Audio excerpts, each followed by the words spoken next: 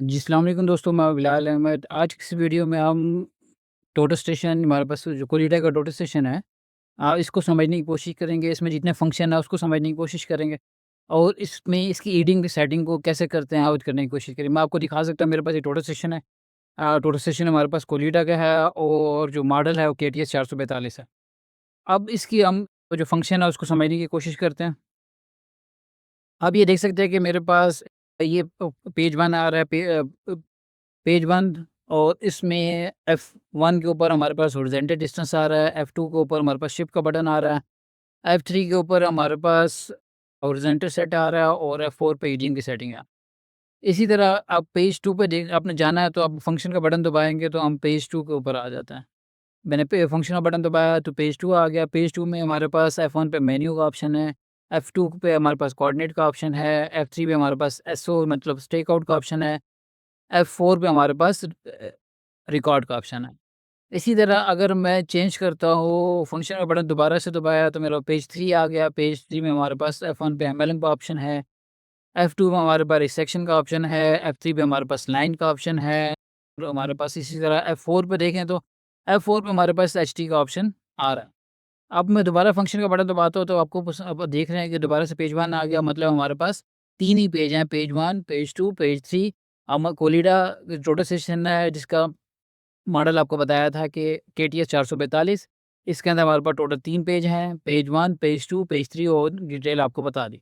इसी तरह अब हमारे पास एक कुछ सेटिंग होती है, ईडीएम की सेटिंग है। ईडीएम में सेटिंग बेस इसमें मेन मकसद ये होता है कि अगर आप प्रिज़्म पे काम कर रहे हो तो मशीन को प्रिज़्म, नॉन प्रिज़्म कैसे करना है वो डायरेक्ट भी हो जाता है, शॉर्टकट भी होती है, लेकिन इस सेटिंग के अंदर जाके हम देखते हैं इसमें क्या कुछ है। ईडीएम की सेटिंग पे एक कुछ चीज़ मैं आपको बता देता हूँ, ईडीएम की सेटिंग आपको मिल जाएगी, पेज 1 पर F4 दबाएँगे तो ईडीएम की सेटिंग आ जाएगी। आपने ईडीएम की सेटिंग पे गए, ईडीएम की सेटिंग में सबसे ऊपर आपको नज़र आ रहा होगा टेम्परेचर लिखा हुआ है, टीनी जी इसमें थोड़ा-सा लाइट है तो आपको समझ नहीं आ रहा है, ये टेम्परेचर इसमें आ रहा होता है। उसके बाद जो हमें मेन चीज़ चाहिए वो नीचे ये आपके पास मोड है। अब इसमें टोटल सेशन में हमारे पास 3 से 4 किस्म के मोड होते हैं। एक आपके पास फाइनेस वाला मोड होता है, एक हमारे पास फाइन एवरेज का मोड है और एक हमारे पास फाइन आर वाला मोड है, और एक ट्रैकिंग का मोड है और हर एक का उस हिसाब से अलग-अलग काम होते हैं। और इसी तरह आप नीचे देखें तो हमारे पास रिफ्लेक्टर का ऑप्शन आ रहा है, रिफ्लेक्टर में प्रिज़्म, नॉन प्रिज़्म है, शीट का ऑप्शन आ गया और दोबारा मैं क्लिक करता हूँ ये प्रिज़्म। यानी अब जब काम कर रहे हैं, तो अगर आप प्रिज़्म के साथ काम कर रहे हैं तो अपने प्रिज़्म की सेटिंग करनी है और प्रिज़्म के बगैर कर रहे हैं तो नॉन प्रिज़्म कर रहे हैं, और इसी तरह एक हमारे पास शीट का ऑप्शन भी होता है। शीट का ऑप्शन मतलब सामने कोई कलरफुल शीट हम इसका इस्तेमाल करते हैं और उस पर फोकस करना हो तो हम यहाँ से शीट का ऑप्शन को सेट करेंगे। इसी तरह जब आपको ये बता दूँ कि ट्रैकिंग का ऑप्शन इसमें जो मोड में ट्रैकिंग है, ट्रैकिंग ये करता है कि जब जब आप किसी जगह रीडिंग मेज़र कर रहे हैं और मशीन को आपने नॉन प्रिज़्म किया हुआ है, मशीन को नॉन प्रिज़्म किया हुआ है तो वहाँ से हम ट्रैकिंग ऑन कर लेते हैं ताकि जब हम रीडिंग लेंगे, जब रीडिंग आएगी तो रीडिंग के साथ जो लेज़र होती है, जो मशीन टोटल स्टेशन की लेज़र होती है वो बंद नहीं होती, वो ट्रैकिंग में ऑन रहती है ताकि हम वहाँ पे जाकर हम आराम से वो निशान लगा सकें। अक्सर जब हम कॉलम मार्किंग कर रहे होते हैं या कॉलम हमने कोई मार्किंग-शार्किंग करनी है तो उसके लिए हम ये ट्रैकिंग वाला ऑप्शन ऑन करते हैं। उम्मीद करता हूँ इसको आपको समझ आएगा। इसके बाद इसमें एक और सेटिंग है जो हर एक को पता होनी चाहिए, मैं इसको एस्केप करता हूँ, ये हमारे पास एक अक्सर बच्चे पूछते हैं कि हम इसमें फ़ाइल कैसे बनाएँगे? तो आपने ये देखना है कि बिल्कुल एस्केप करेंगे तो स्टार्टिंग में आपके पास F3 के ऊपर मेमोरी का ऑप्शन आ रहा है।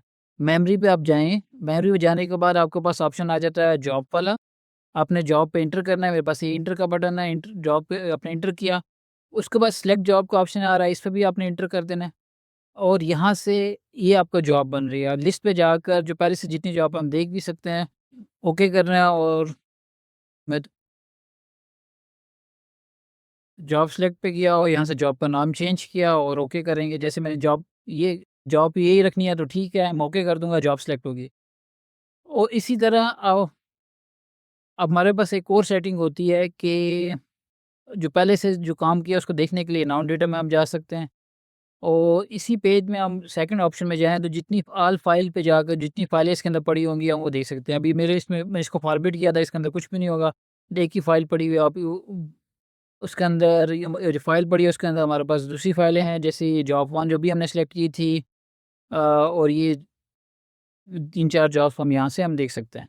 इसी तरह उसके बाद एक वो जो मेन सेटिंग है कॉन्फ़िगरेशन वाली, वो आपको पता होनी चाहिए। ये आपके पास F4 के ऊपर आ रही है। आपने F4 दबाना है, F4 दबाकर इसमें आपके पास डेट और टाइम सेट कर सकते हैं। टाइम और डेट आपने जो मशीन की है वो हम सेटिंग कर सकते हैं। तो इसके बाद जो मेन चीज़ हमने इसमें सीखनी है वो है यूनिट। अब यूनिट कैसे सेट करने हैं? आपके पास इसमें 4 नंबर पे एक ऑप्शन आ रहा है यूनिट्स का। आप यूनिट आराम से कोई मशीन के जो भी यूनिट्स होते हैं, जैसे अभी मीटर में काम कर रहे हैं, आपका तो नहीं फुटों में काम करना है, तो आप यूनिट्स पे जाकर यहाँ से इसको चेंज कर सकते हैं।